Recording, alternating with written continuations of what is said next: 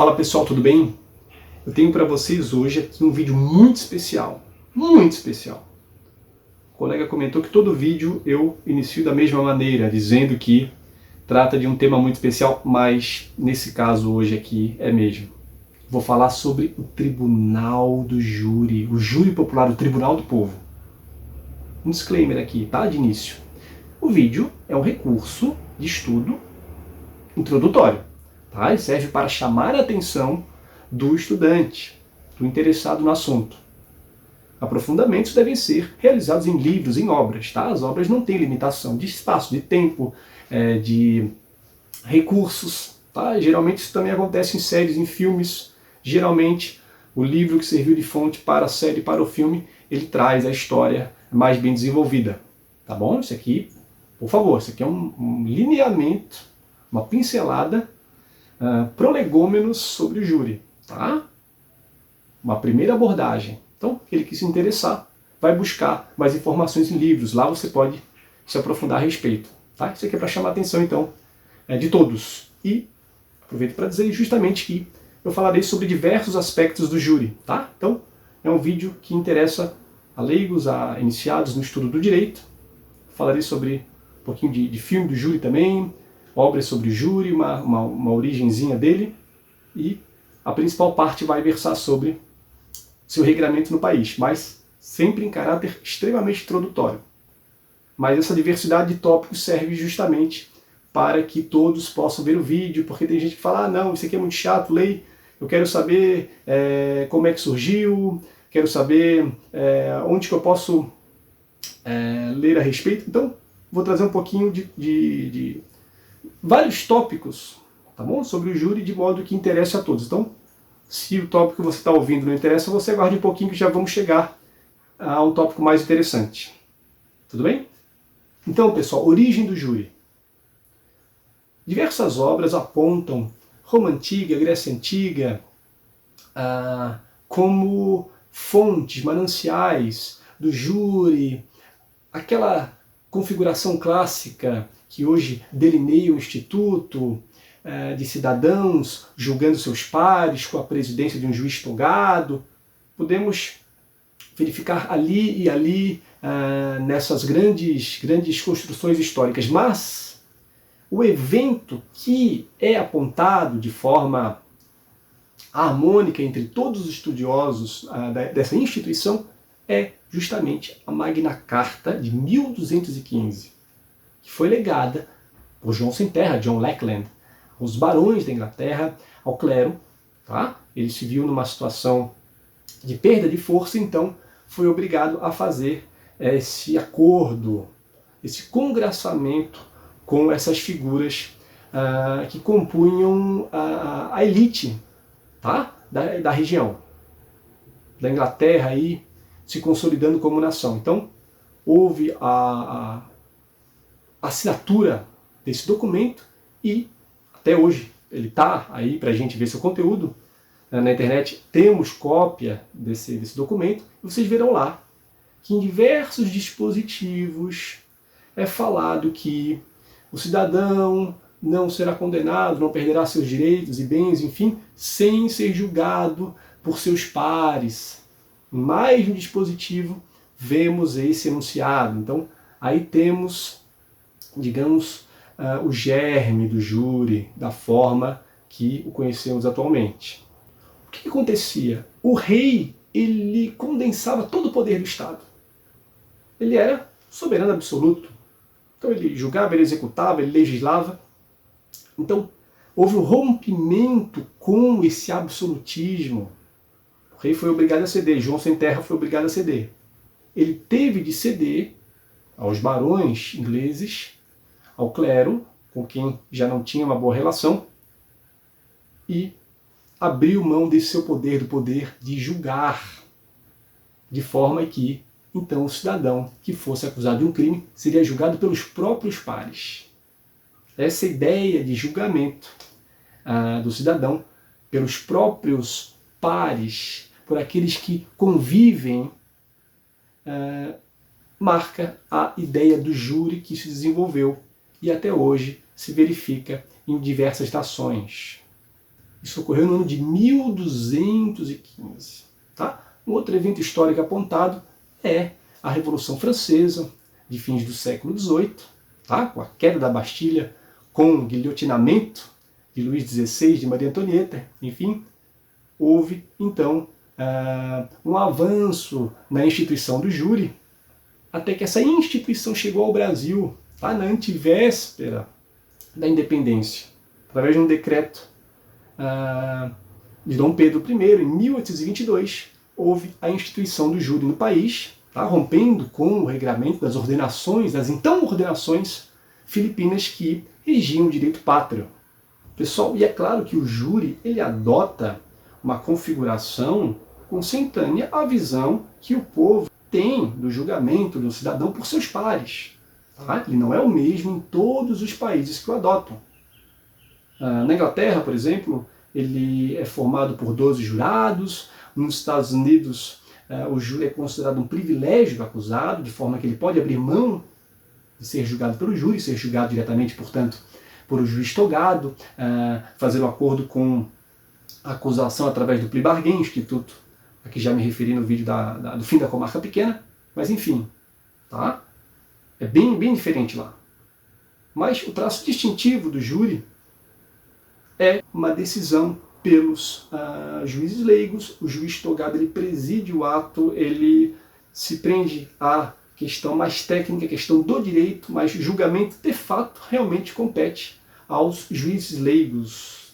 Outra coisa, a gente não pode confundir o júri com o escabinado ou escabinato, tá? Que de alguma forma é um órgão parecido, mas ele se distingue porque o juiz togado também participa da decisão, ele também decide.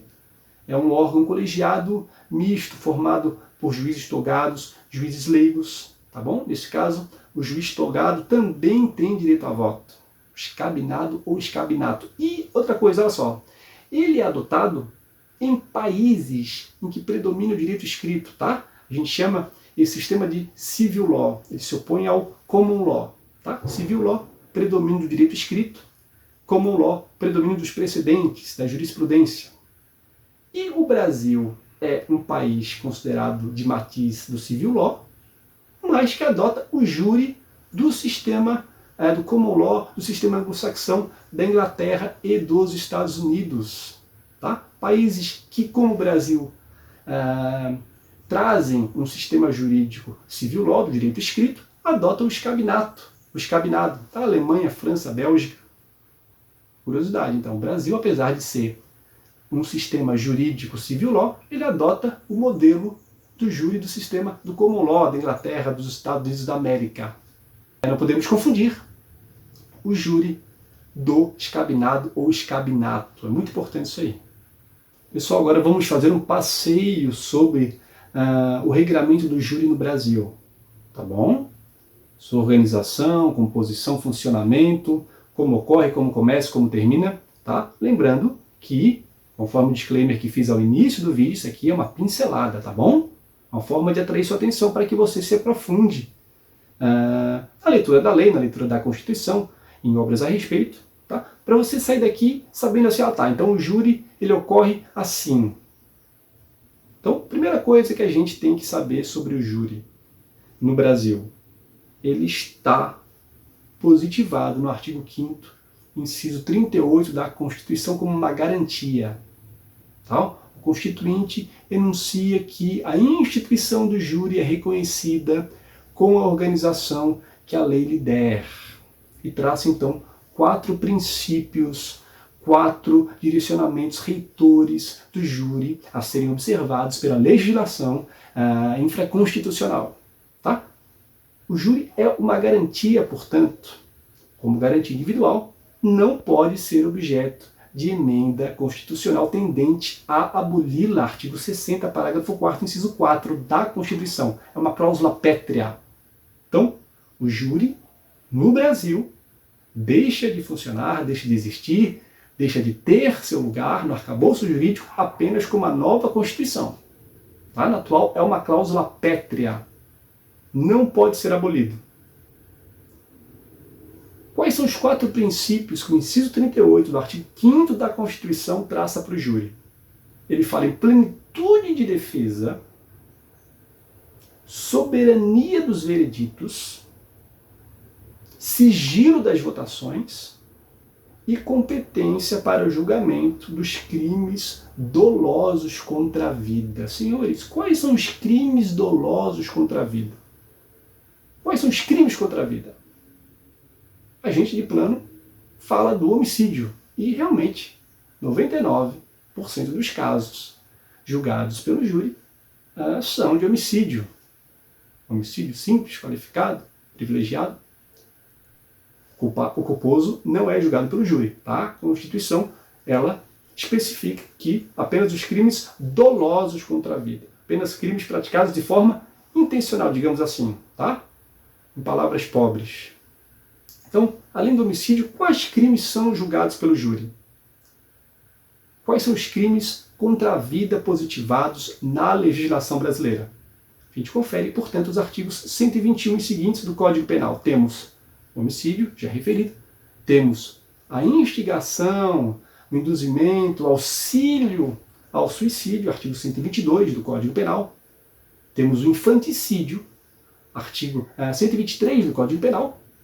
E temos o aborto, tá? Artigos 124 a 128 do Código Penal.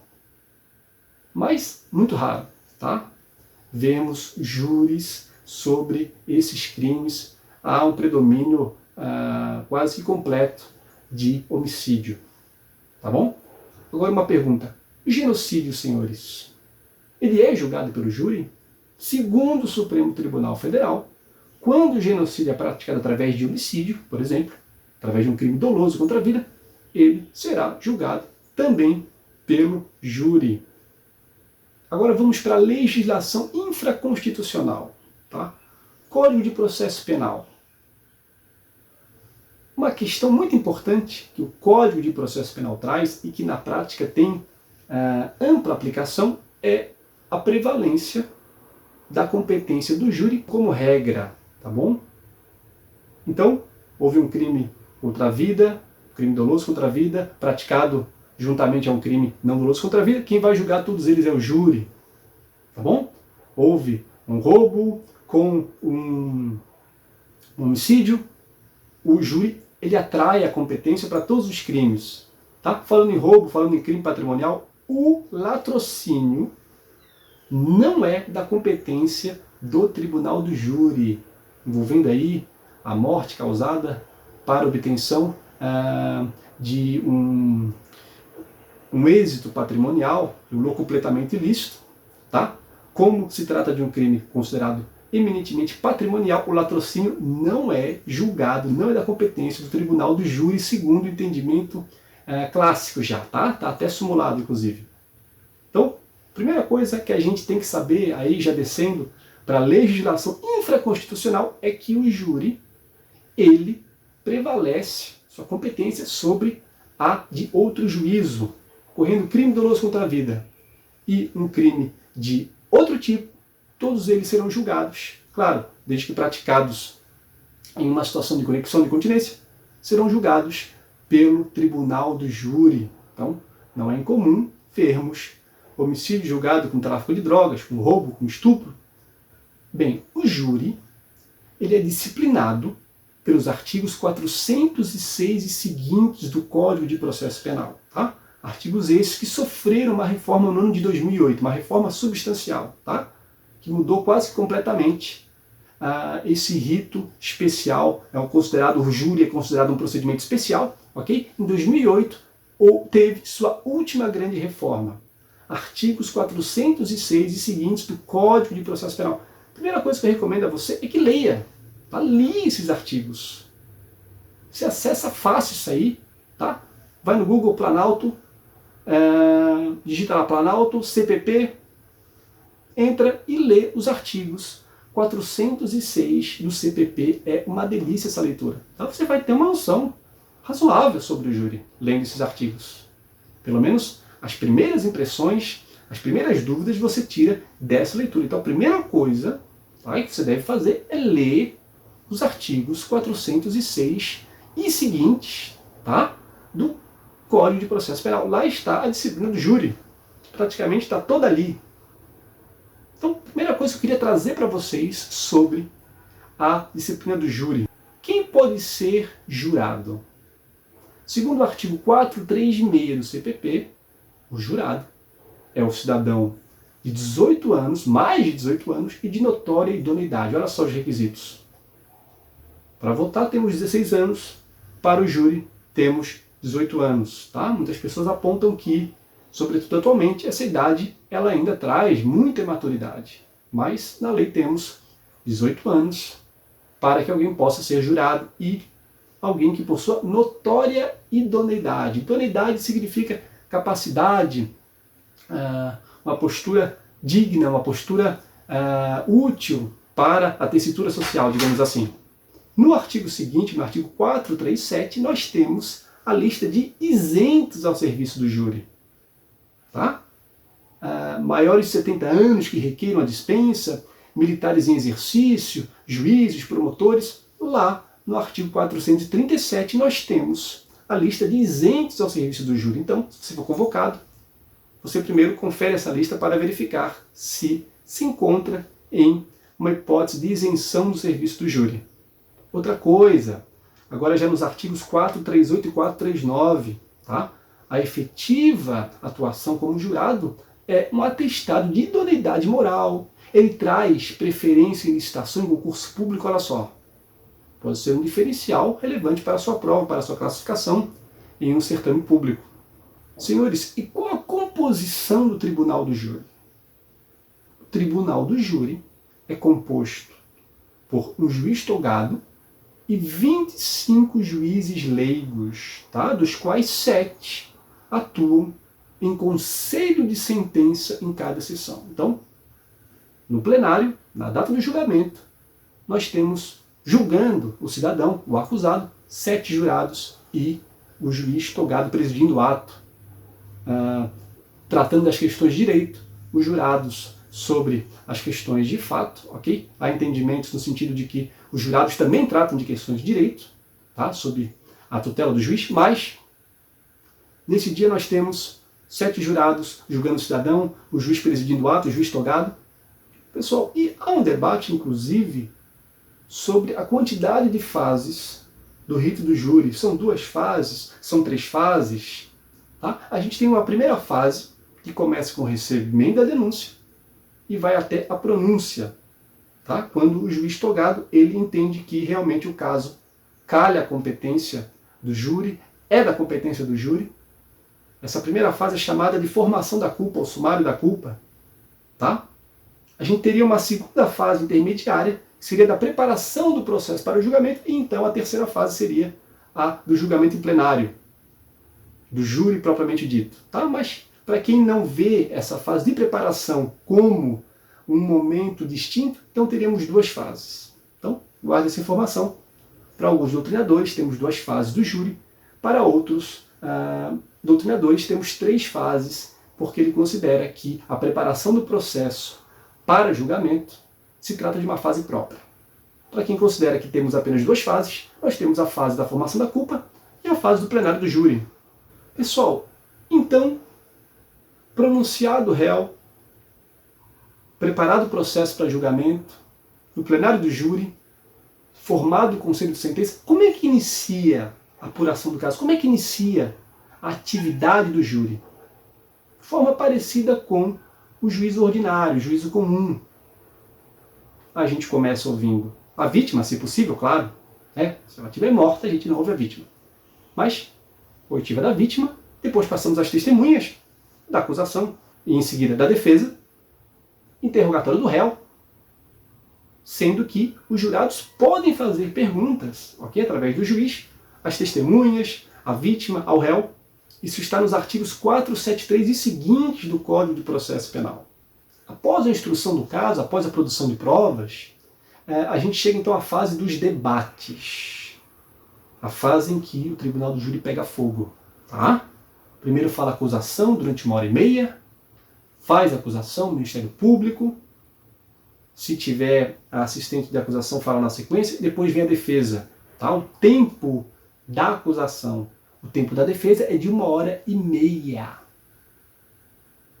Depois da acusação, depois da defesa, pode ter a réplica do Ministério Público da acusação e a tréplica da defesa. Tá? A réplica e a tréplica têm a duração cada uma de 1 hora. Tudo bem, pessoal?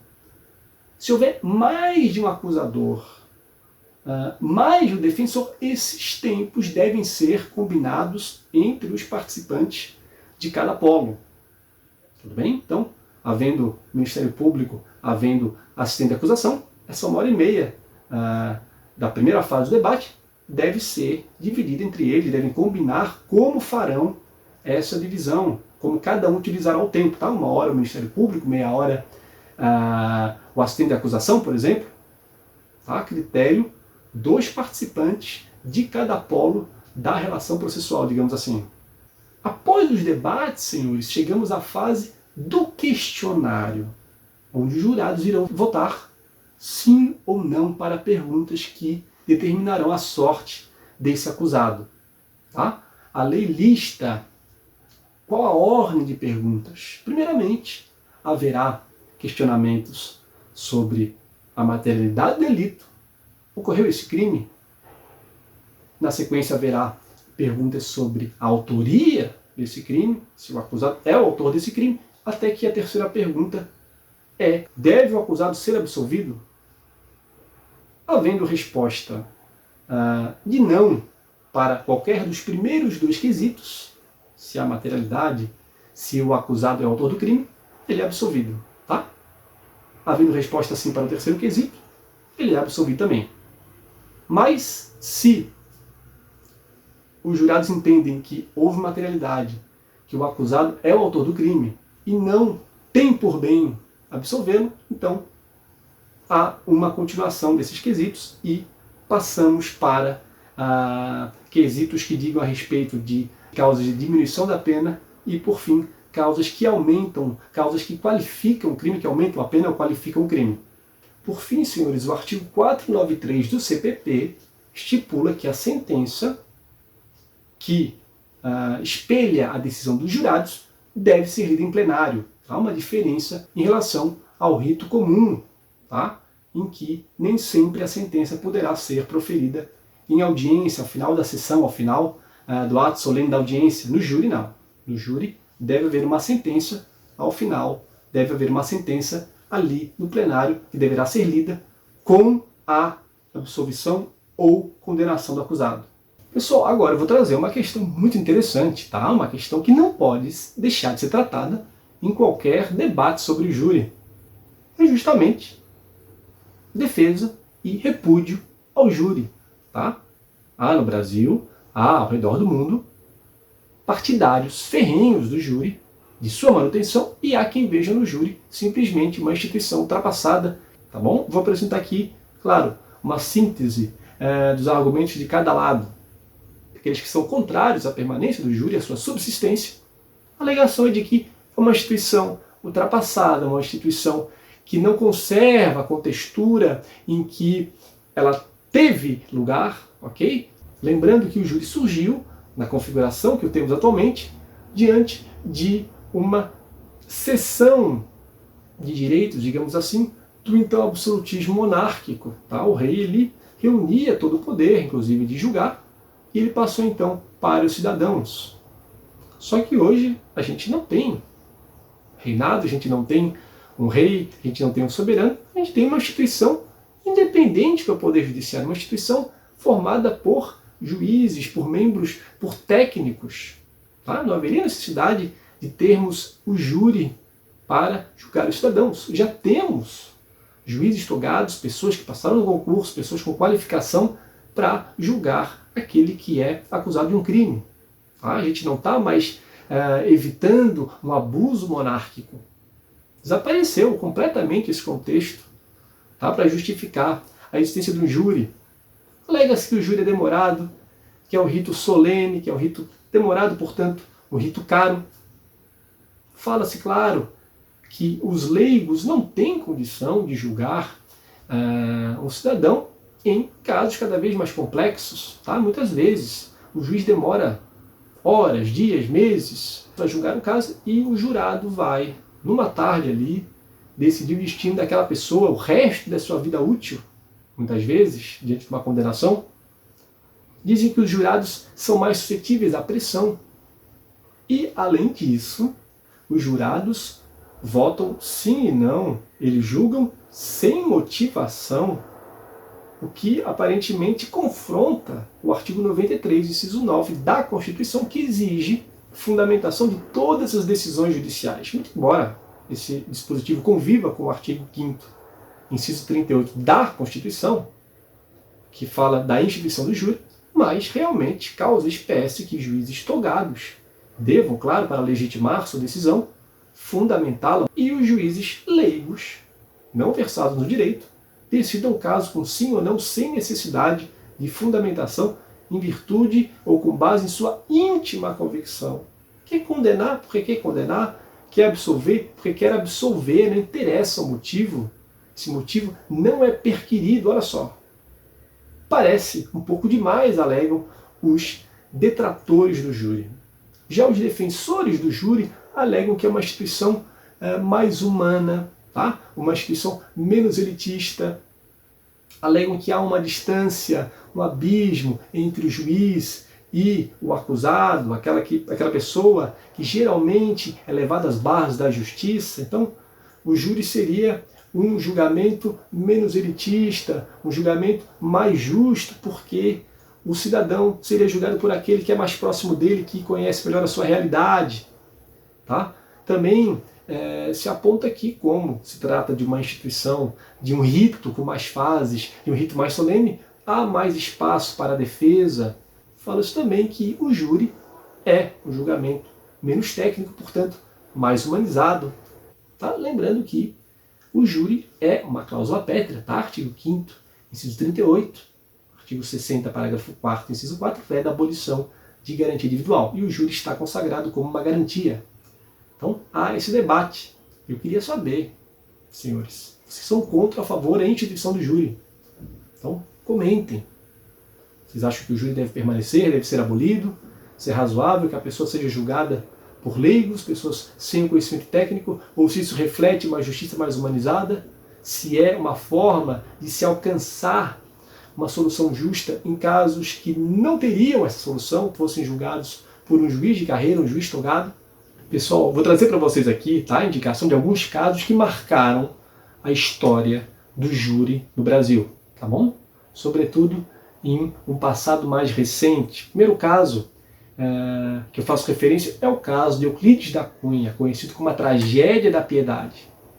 Euclides da Cunha foi morto, foi alvejado por Dilermando de Assis, que estava se relacionando com a sua esposa. Tá? Isso foi um estardalhaço à época. Euclides da Cunha, engenheiro, escritor, imortal da ABL, foi morto, alvejado, tá? Quando confrontou Dilermando de Assis, que era campeão de tiro, veio a falecer e o caso ganhou a repercussão nacional.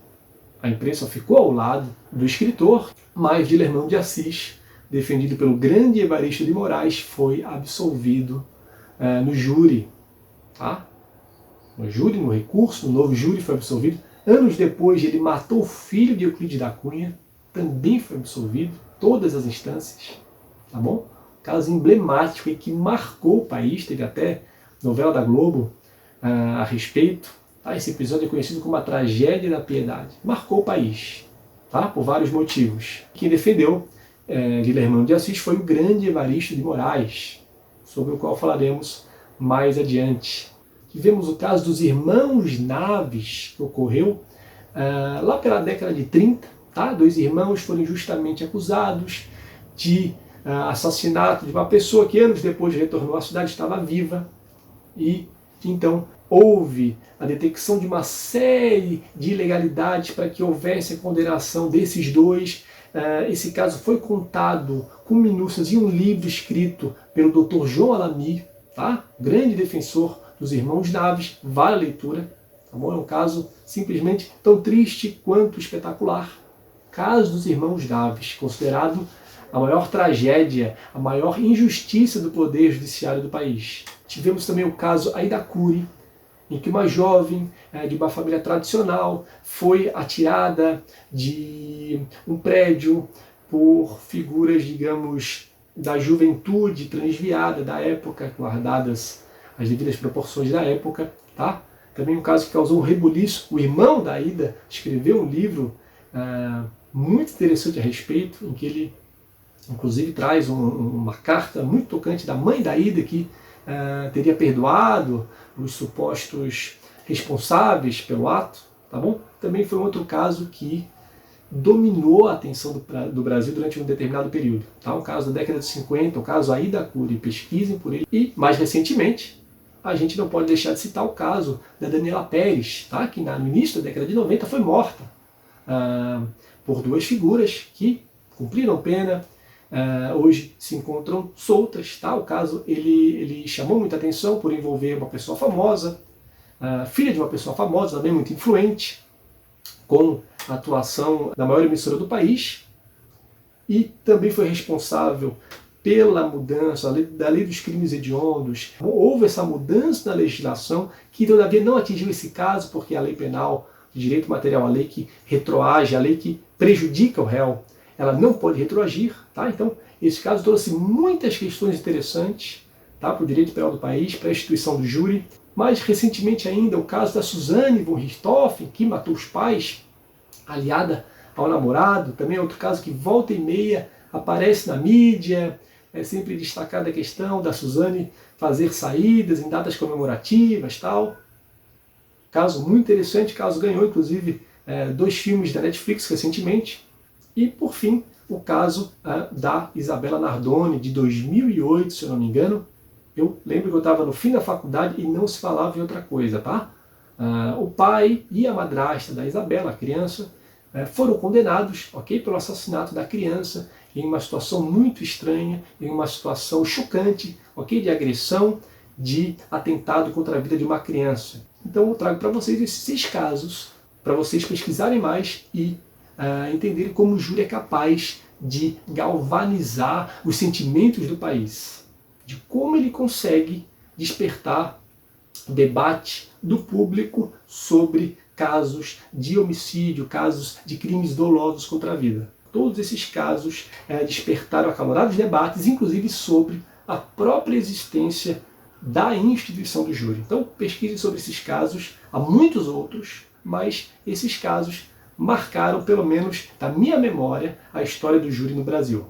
Pessoal, quem foram grandes tribunos do júri? Quem que marcou época no júri? Ao longo da história, são apontados diversos juristas que despontaram no plenário do júri como destaques de seu tempo, como grandes figuras, como grandes oradores, grandes tribunos. Vou trazer aqui 3 nomes acima de qualquer discussão, tá bom? Primeiro, Evaristo de Moraes. Entrou para a história, tá?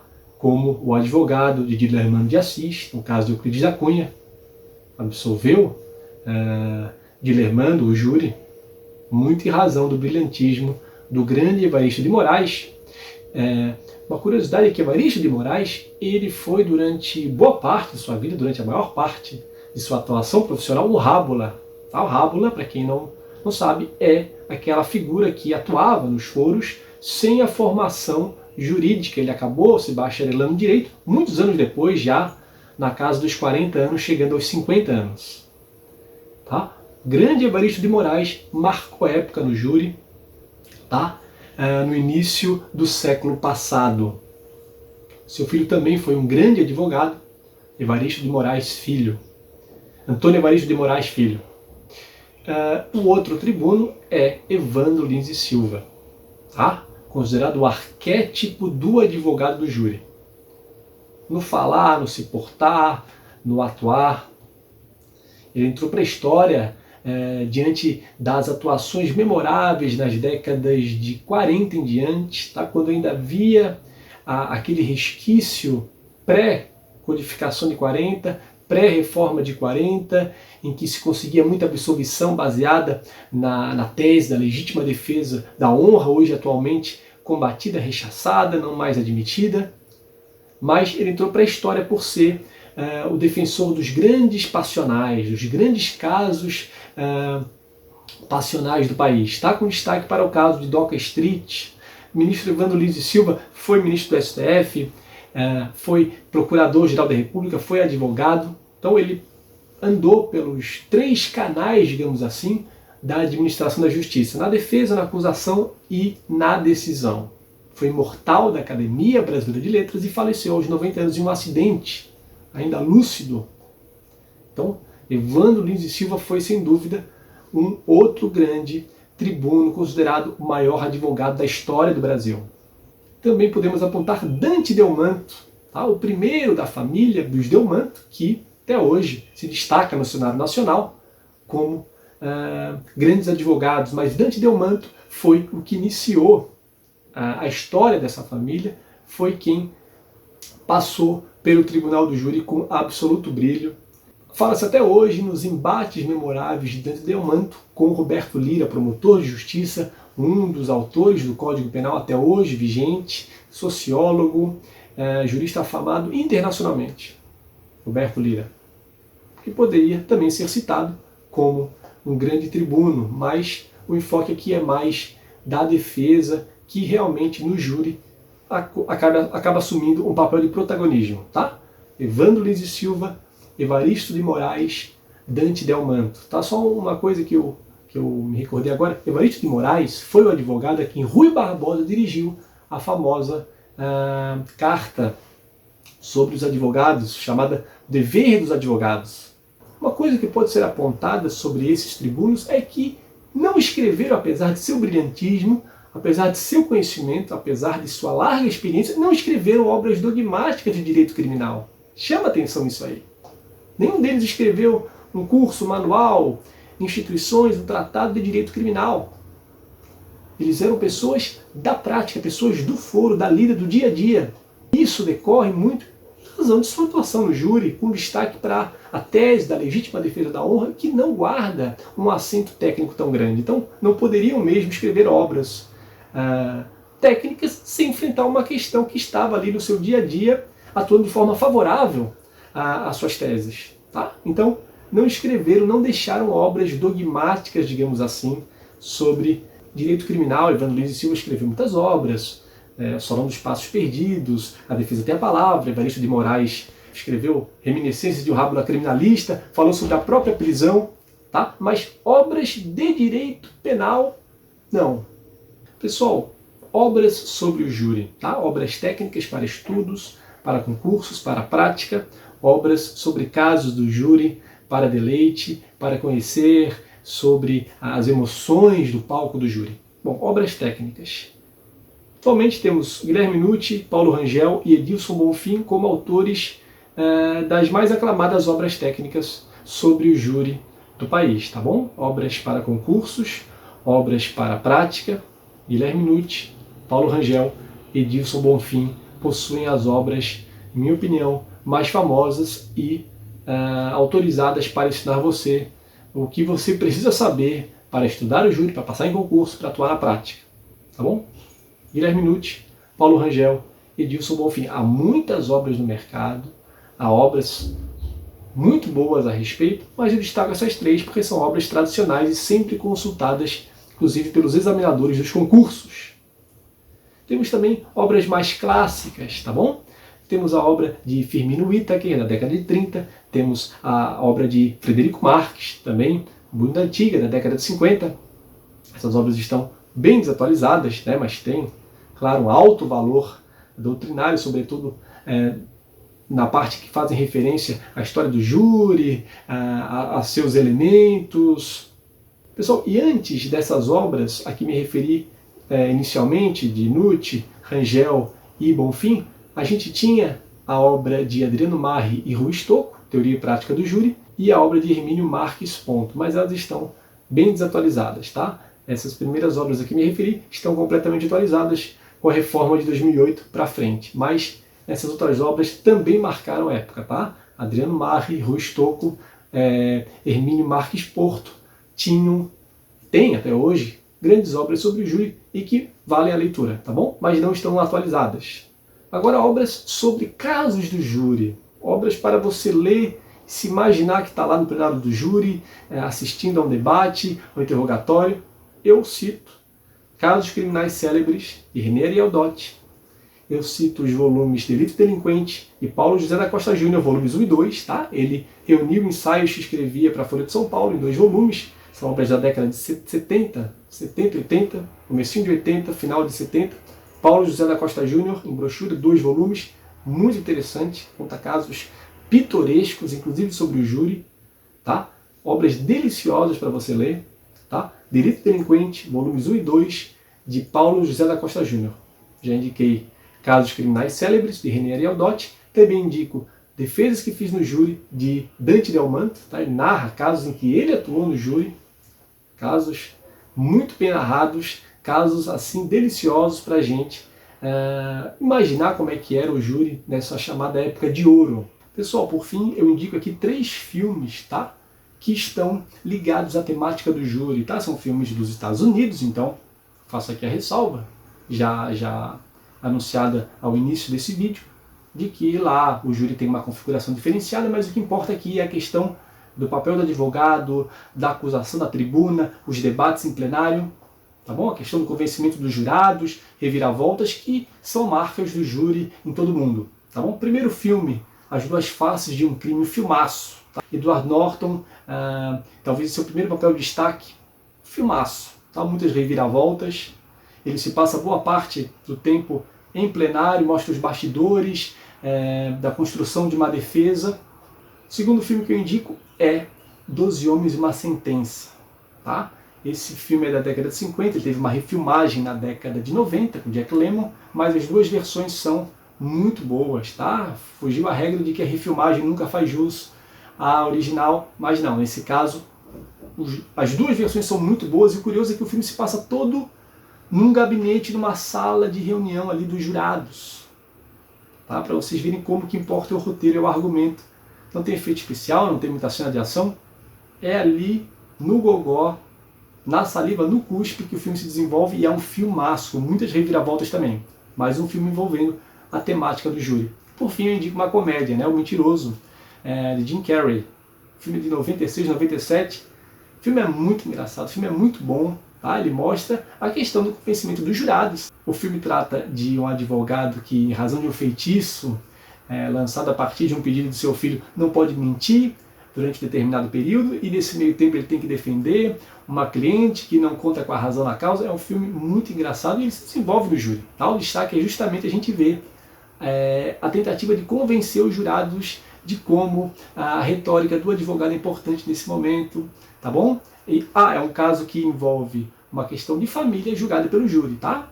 Nos Estados Unidos tem disso, tá? No Brasil não. No Brasil, como a gente viu, o júri ele se volta para o julgamento de crimes dolosos contra a vida. Nos Estados Unidos, o júri pode julgar até questões familiares, questões de divórcio. Filmaço, engraçado demais, O Mentiroso com Jim Carrey.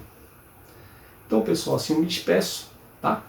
Depois desses delineamentos, essas primeiras linhas, esse passeio sobre a instituição do júri no Brasil. Peço que vocês deixem seus comentários a respeito, tá? Principalmente sobre a questão do repúdio ou defesa do júri. Vocês são contra, vocês são a favor, vocês acham que essa questão ela deve permanecer, vocês são contra ela? Deem a sua opinião. Bom, pessoal, esse debate é muito importante para a evolução da ciência criminal do país, tá? E do direito como um todo no Brasil.